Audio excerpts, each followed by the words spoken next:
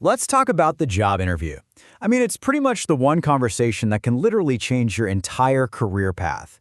We spend so much time perfecting our resumes just to get in the room, right?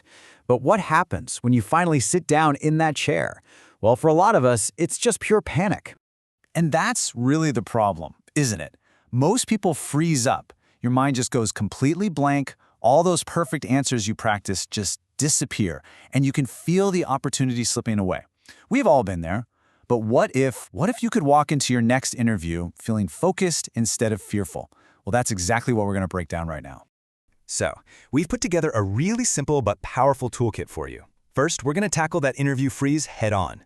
Then, we'll walk through how to craft your personal story, how to prove you the perfect fit for the job, how to handle those really tough questions, and finally, how to leave a killer final impression.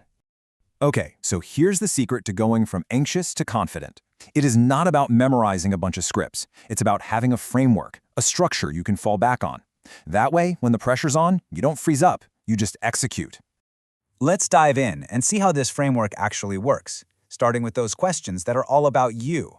This is your chance to tell your professional story, but with real purpose and impact. Ah, the classic opener. You know it's coming. It sounds so simple, but this is where so many people just completely stumble. They either give you their entire life story or they just start, reading their resume out loud. There is a much, much better way. Take a look at this answer. See the focus here? It's not about where you went to high school, it's about what you do. It immediately frames you as somebody who is all about action and creating value. It's short, it's powerful, and it sets the perfect tone for the rest of the conversation. And here it is, the dreaded two-part question. Look, they're not just asking what you're good at. What they're really testing is your self-awareness and how you approach growth. The key here is to balance total honesty with a positive spin.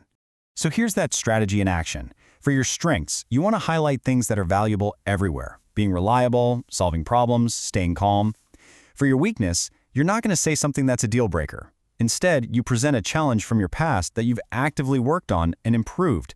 That shows real maturity and a commitment to getting better. Okay, so you've laid out who you are. Now it's time to connect that directly to the company.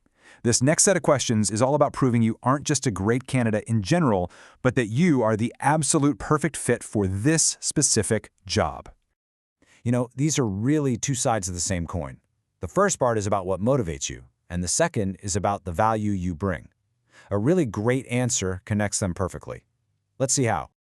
The whole point is to draw a direct line from your skills to their role, from your admiration to their company, and from your work ethic to their goals. And that last line, I don't just do tasks, I take ownership. Man, that is powerful. It shows you're not just looking for a paycheck, you're looking to make a real difference. This one is basically the did you do your homework test, Anyone can read the About Us page 5 minutes before walking in, but a standout candidate, they go deeper. Here's what that looks like. See the difference there? This kind of answer shows you haven't just skimmed the surface. You've actually looked into their values, their products, their growth, and by mentioning something specific you admire, like their focus on innovation, you create a genuine connection. It shows you're actually invested. All right, now for the tricky part. The question's designed to see how you really operate when things get tough. These behavioral questions can feel like traps, but what they're really trying to do is get a sense of your character, your problem-solving skills, and your resilience when things don't go perfectly. Let's be real. Every job has pressure. They don't expect you to be some kind of robot who doesn't feel stress. What they want to know is if you have a system for managing it effectively. This simple 3-step process is a fantastic framework. It shows that you're methodical, not someone who panics. You break things down, you keep things in order, and you focus your energy where it actually matters. It's just a calm, confident, and really effective approach. Oof, this is a big one. They want to know, are you someone who learns from mistakes or someone who blames others? Are you coachable? Can you actually grow from a setback? Your answer here says a lot about your character. This answer right here demonstrates exactly what they're looking for: accountability, a learning mindset, and resilience. You're not getting defensive, you're framing feedback and even failure as essential tools for getting better. And that is an incredibly valuable quality in any employee. All right, you've made it through. You've answered their questions brilliantly. Now it's time to seal the deal. The end of the interview is your last best chance to leave a really powerful and lasting impression. So when the interviewer asks you this, your answer should never, ever be no. This isn't just the end of the interview. It's your turn. It's an opportunity to take a bit of control, to gather information, and to show just how seriously you are considering this opportunity. This question right here is a total game changer. Why? Because it's forward thinking. It shows you're not just thinking about getting the job, you're already thinking about how to succeed in the job. It immediately aligns you with their goals and proves you're focused on delivering results from day one. And at the end of the day, that's the real difference.